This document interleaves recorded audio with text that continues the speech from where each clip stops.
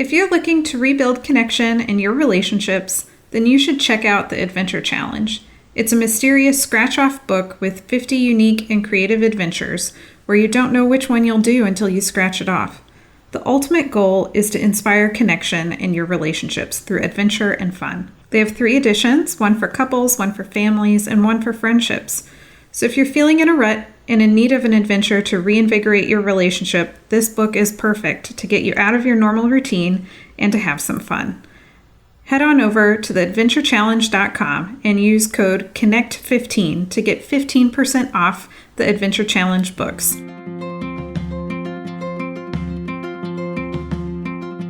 Welcome to the Communicate and Connect podcast for military relationships with your host, Elizabeth Polinsky, a military marriage counselor.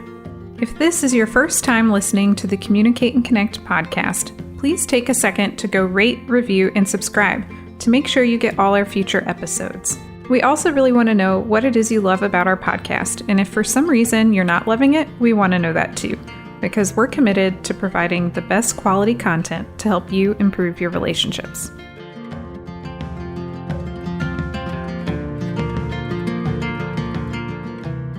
You're listening to episode 16, Taking a Risk on Love.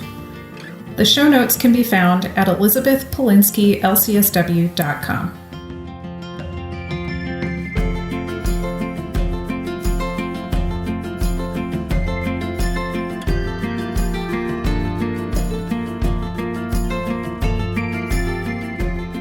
Hi, everyone. This is Elizabeth Polinsky, the host of Communicate and Connect podcast.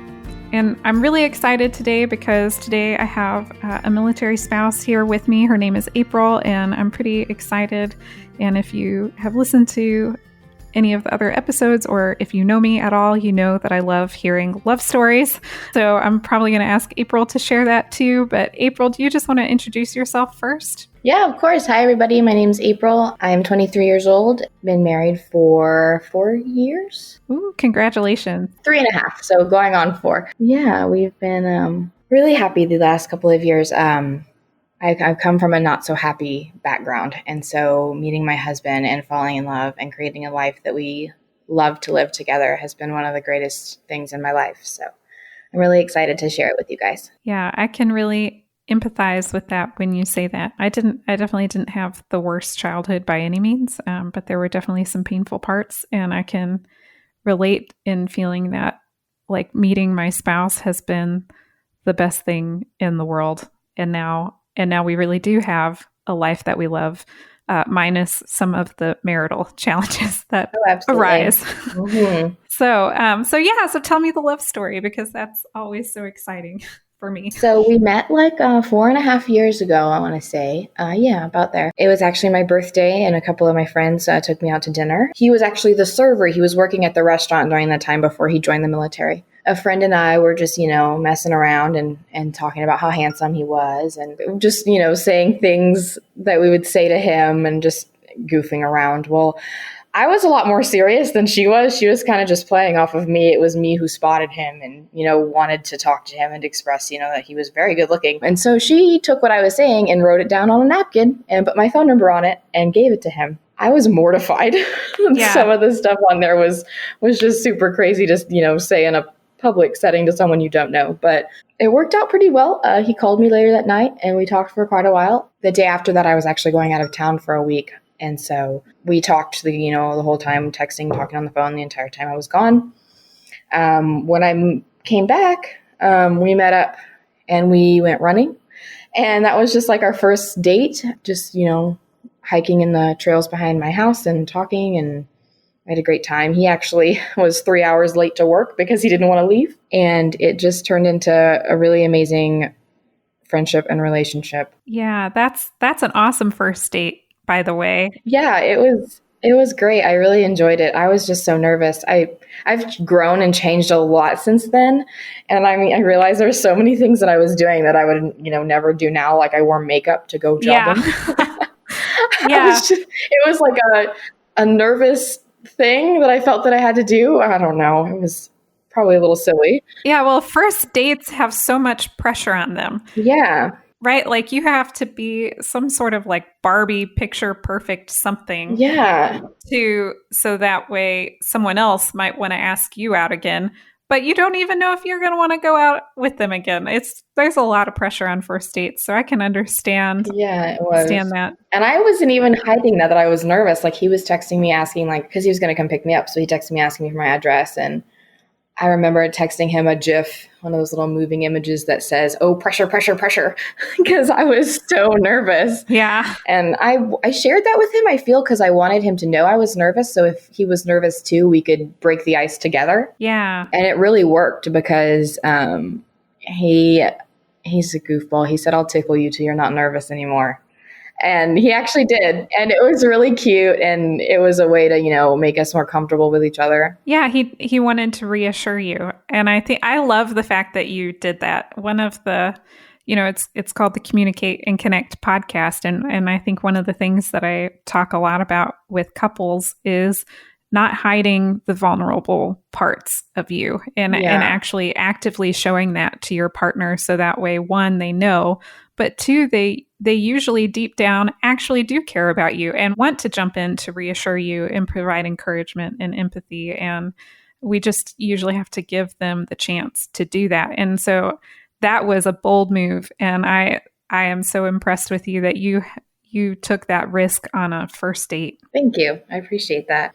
I actually came from an abusive relationship before him. So a lot of the things that I experienced in my relationship with him, even still, we've been together almost 5 years, is just different. I wasn't used to being treated like a person. Yeah. And so it was odd to be treated the way I'm supposed to be treated.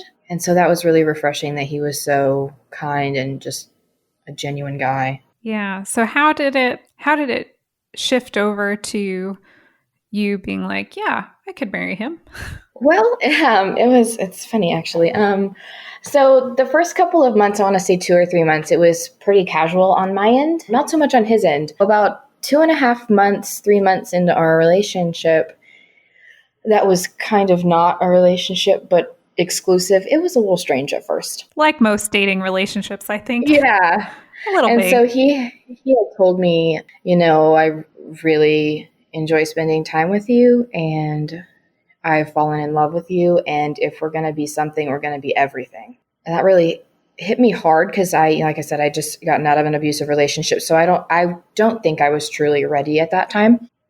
A lot of my strained background of, like my hard childhood and stuff like that comes from my relationship with my mom. We don't have the best relationship at all. So I don't really talk to her too much about my dating life usually.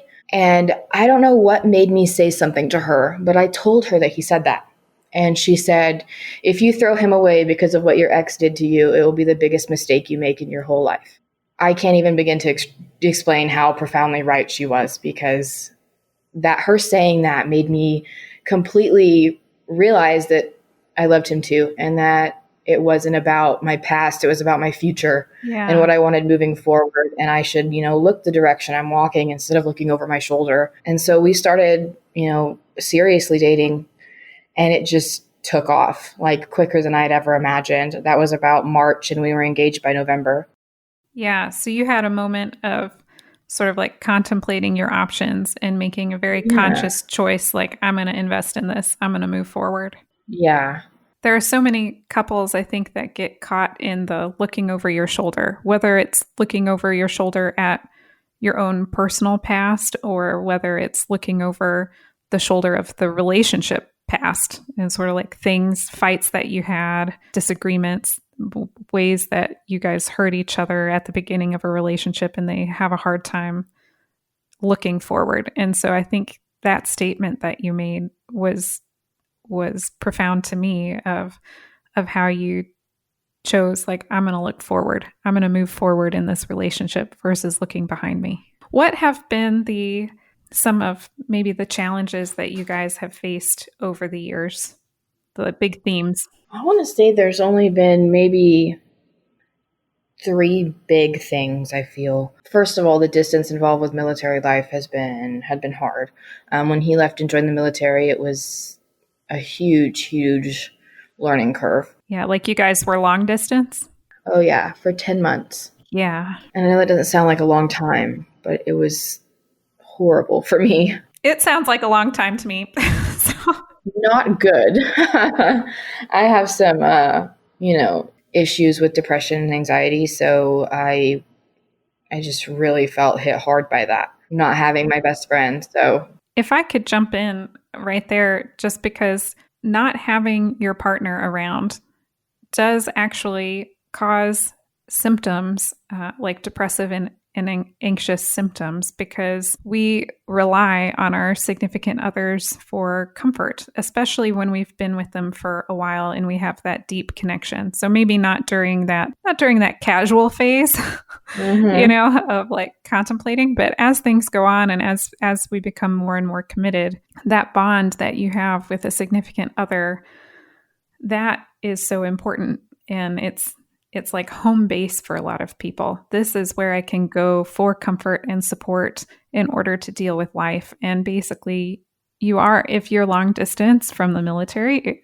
due to the military, either, deployment, or in this case, just like more typical long distance, that person is not there. You can't rely on them in the same way. And so you're kind of without your safety net. yeah, I agree. And it is very, very hard. It makes so much sense to me that would have been a more challenging period in terms of feeling more anxious or depressed. Yeah, it was hard. And I always tell him too, when talk about big separations or stuff like that, trying to explain to him how it feels for me. And I've said it feels like holding my breath the whole time. And then when he finally comes home, I can exhale. And that's like the best feeling, having him home and feeling like I can relax. I can really relate to that too.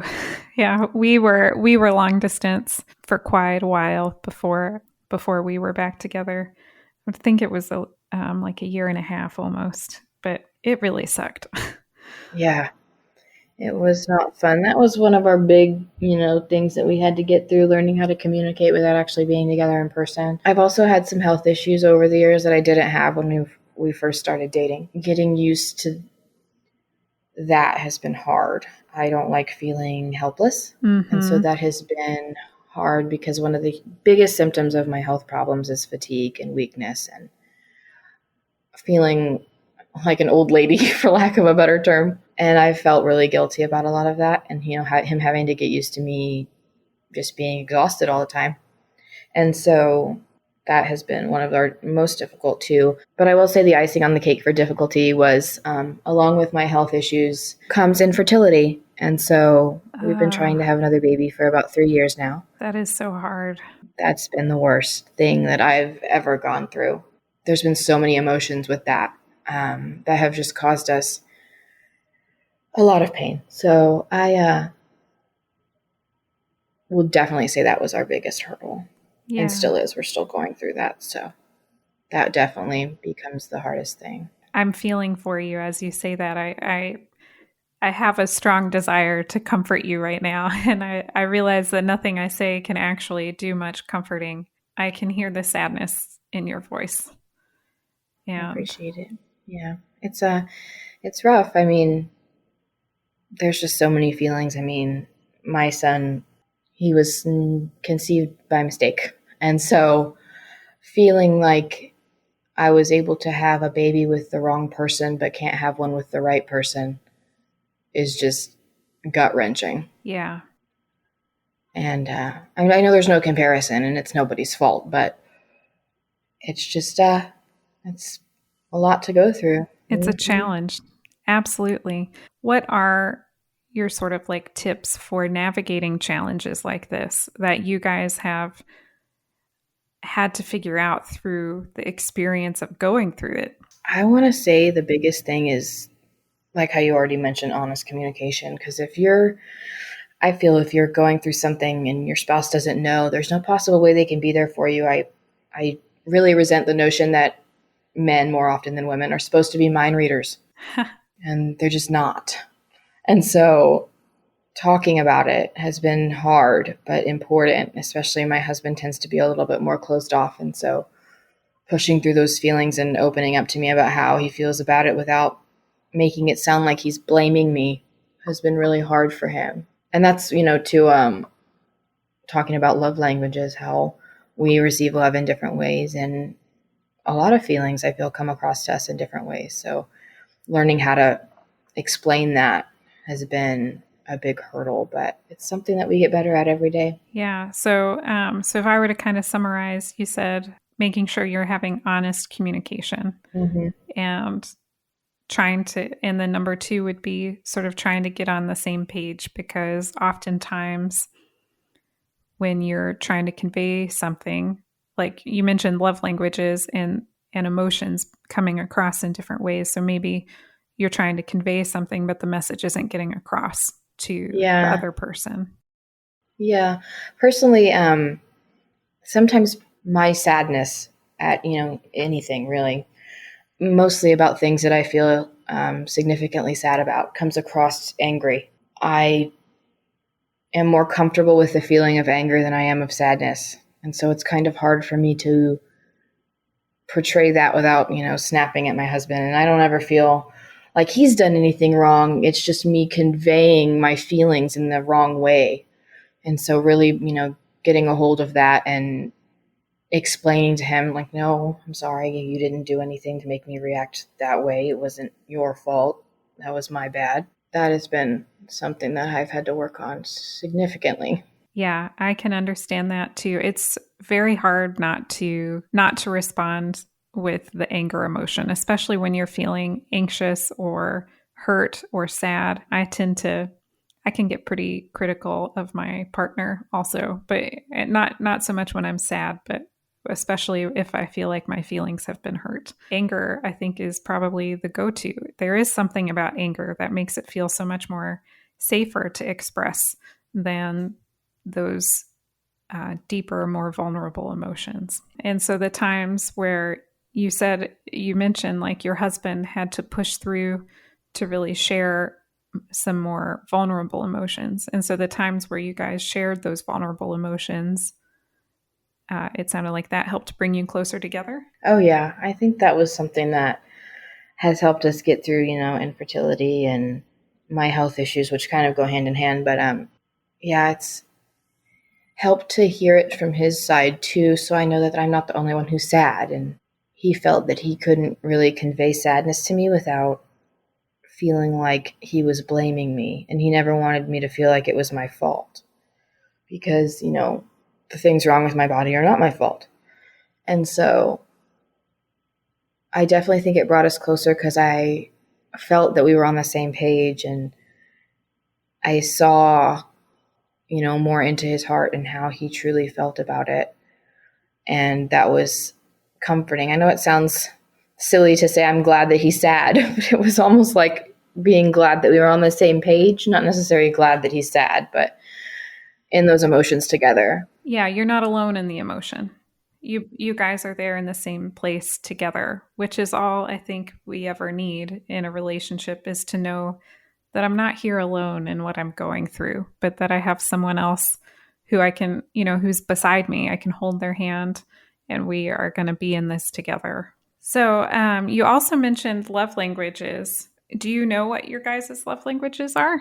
Yeah, so mine tends to be acts of service and physical affection.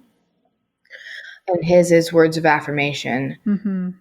I would say his is 90% words of affirmation and like 10% acts of service. Ah, okay. Whereas your acts of service is very high.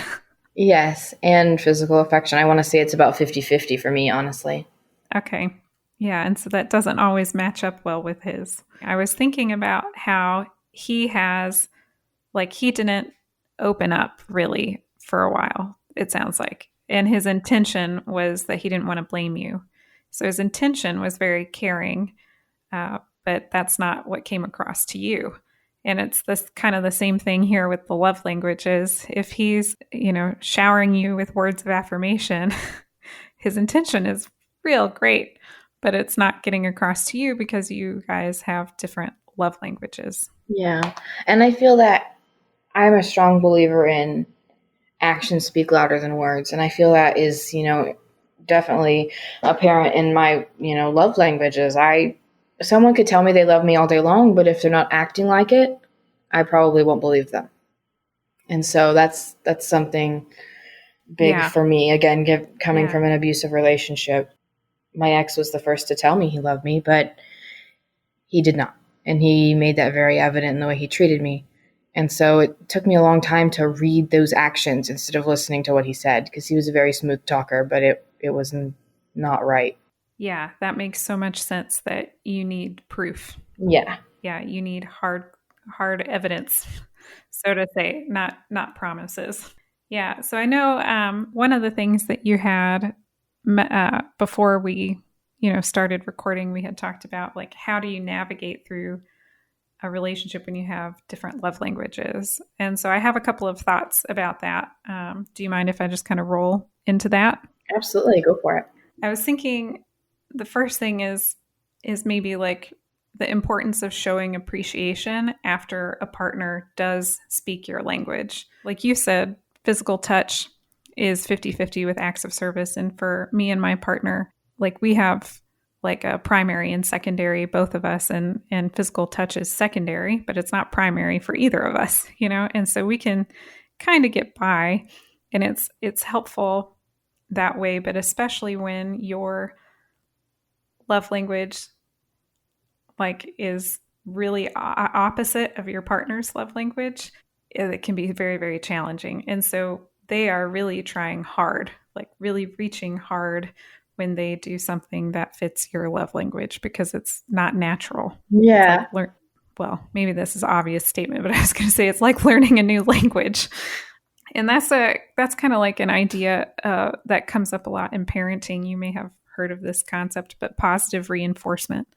Like the more I am encouraged and shown appreciation for what I am doing, the more I'm going to do it. If I get, and this is something that I work on in my relationship, like I just caught myself doing it the other day. My spouse was making me dinner. It was like eggs, and there were vegetables in the eggs, and he did it a certain way, and I was about to jump in and say, why did you do it that way? Like that's not how to do it. It's just eggs, right? But I had to catch myself and realize, wait, that's actually an act of service, right? He's showing me love right now by making me dinner, and if I jump in and say you're doing it wrong, then he's not really going to want to keep doing that. Instead, I need to like show appreciation, like, thanks for That's a making good me reminder dinner. for me. I'm thinking So about way, some stuff now. Whoopsie. Yeah. Yeah. It's so hard to do. And it's not always coming from a critical place. Like I wasn't intending to be critical. I was just thinking like, why did you do it that way? Yeah. That's not how I would have done it. It's confusing to me that you would do it that way. That reminds me of how my husband cleans the kitchen. I'm just like, why? But so I catch myself saying, no, it's fine. At least he's cleaning the kitchen.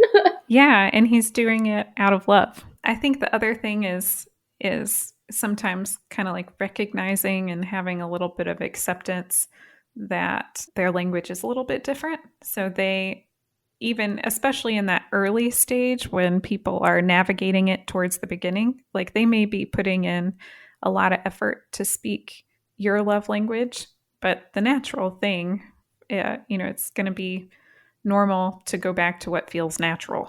And so if he then started, you said words of affirmation, right? So if he then started doing complimenting you and showing appreciation, like trying to also recognize that those are moments he's attempting to show love, even if it's not coming across to you and is not impacting you the way that is really meaningful. I think I'm actually more of a quality time person. Mm-hmm. And so I think my partner is pretty acts of service. And then, like physical touch would be the secondary one. But I also think quality time plays into mine a lot too, which I feel like I view quality time as kind of both, like an act of service and also physical touch. Yeah, it really can be. Which is kind of, yeah. So like when my husband, takes time and chooses to, do something with me or, me and my son and have that instead of, going out with his buddies or playing games or, doing something else. Not that those are bad things, but, seeing that he chooses us over other things really speaks to me as like an act of service. And then more often than not, when we go out as a family, we're, holding hands or, giving hugs. And my son loves to give us kisses back and forth, which I think is really cute. That is really cute. Yeah, I think that what always helped me understand like how quality time stood out is that it's about undivided attention. So if I am with my partner but I'm on my phone, it's not really quality time. Completely agree. Yeah. Yep. That's something that I find myself, realizing a lot. Like we might think it's quality time, but then our phones are out, the TV's on, that kind of thing. And there's really more distraction than quality. Exactly. Yeah. Whereas acts of service, I tend to think about it like my partner is helping me take things off my to-do list. They're helping me get things done that are pressing that Right. I need to get done. So I really love talking about love languages. There's actually Dr. Gary Chapman, who wrote the book on love languages. He wrote a version that's specific for military couples. I love that book. I like the one because in that book, it has like tips for deployment. Yes, that's something that we were really liking. We haven't been through a deployment yet, so I think that'll be helpful for when that time does come. Yeah, absolutely. While we're talking about books, do you mind if I ask if you have any other recommendations for good marital health books? Oh, absolutely. Yeah, I actually have like a whole recommendations page on my website. So it'll be in the show notes, but it's Elizabeth Polinsky, lcsw.com/recommendations. I'll also include the links to some of these books in the show Thank notes. you. But I think the number one book that I like to recommend is Hold Me Tight by Dr. Sue Johnson. I'm a sap, so. Yeah. Yeah, it fits really well with the type of couples therapy that I do, which is all about understanding the type of patterns that couples get stuck in, changing those patterns in order to have like that deep emotional connection. And typically that's through sharing pretty vulnerable things. She has a lot of good books. I think, the military edition of 5 Love Languages is really great. There are some other ones related to sex that I think are really helpful. That's one of the top 3 things that lead to divorce. Is one of the arguments and discord around sex is one of the top 3 areas that are common factors that lead to divorce. And so Interesting. Yeah, and I think I could talk about that for a long time, so I probably won't. But sexual issues often come up. They're very frequent talked about in couples therapy, and so there are some really great books that are on the website there too. So I'll list them all in the show notes. Yeah, but I think to get back to the topic of love languages, one of the things it was actually in Dr. Chapman's book, the military edition of the love languages book, was recognizing that it's my partner's choice when to show love. Yep. And that I read that and I was like, oh my gosh. Because so often I want my partner to show me love and I want him to show it to me when I want him to show it to me and in the way that I want him to show it to me. And I had to sort of like remind myself that I can't force my partner to love me or to show it in a certain way, but to instead really appreciate it when they are choosing to show it to me. Yes, I definitely have that issue as well. Yeah, very hard. Common issue, I think. Makes me feel a little better. Very common issue. Yes, yeah. Yeah, you should definitely not blame yourself for that. That's, I think it's a very common, almost universal problem. We all want what we want when we want it. Yeah. We're kind of out of time. We're getting close to being out of time anyway. And I wanted to just ask you a little bit about like, if you had tips for things for other couples who've gone through either similar experiences or similar challenges, or if it's other military couples, what do you think would be, the top 1 or 2 points that you would want to share?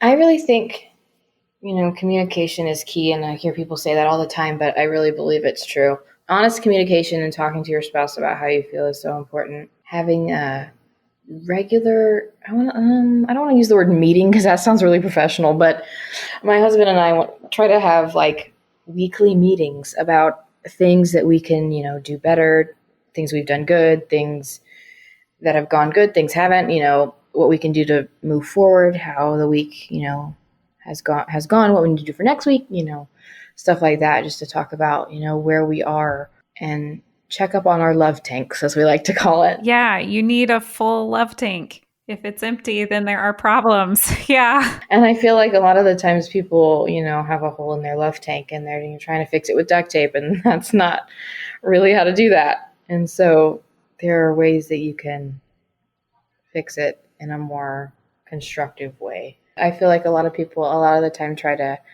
fix a problem by doing something that's really going to make it worse. And that makes me sad when I hear about things like that. And I just think there's a constructive way to fix, really almost any issue. And so I just think healthy communication is where that starts. Yeah, I absolutely agree. And I love that you do those weekly check-ins. We do monthly ones. And I often recommend that to couples. And in fact, I recommended that to my physical therapist today when I was chatting with her. Those having regular check-ins, I think, are so helpful because they provide, like, if you're on a date night and something happens, you don't always want to talk about it right away, but then that there's a dedicated time for us to talk about how things are going. I agree. And I think that is another way to stop, having multiple arguments, is just to, that there's one time to talk about this and we talk about it and we move on. And there doesn't need to be, a whole long drawn out argument about it. It can just be a statement that isn't a personal attack. Therefore, it's easier to deal with. Absolutely. Mm-hmm. Yeah. And so you're not in the heat of the moment where attacks might come out. Yeah. So agree. Well, April, thank you so much for being on my podcast. Thank you for having me. I've been really excited about this. I'm glad we found a good time for both of us. Yeah, me too. It has been very enjoyable, and I'm sure everyone else is going to love hearing both about your story and some of the things that have worked well for you guys in your relationship. Well, I hope so. I hope I can even help one person. It was worth it.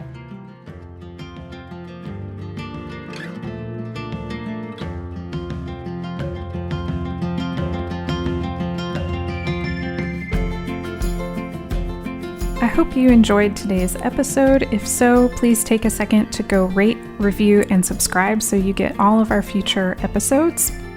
Make sure to check out the show notes to sign up for our free 10-week relationship email course. This email course is really designed for people who are maybe having trouble with communication or connection in their relationship, and helping them develop some quick wins right away to start improving it.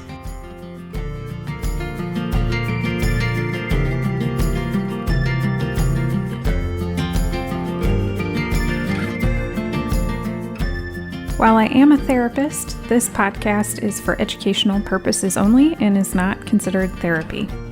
And it should also not be a replacement for therapy. If you think you need a professional of any kind, you should definitely go find one. Until next time.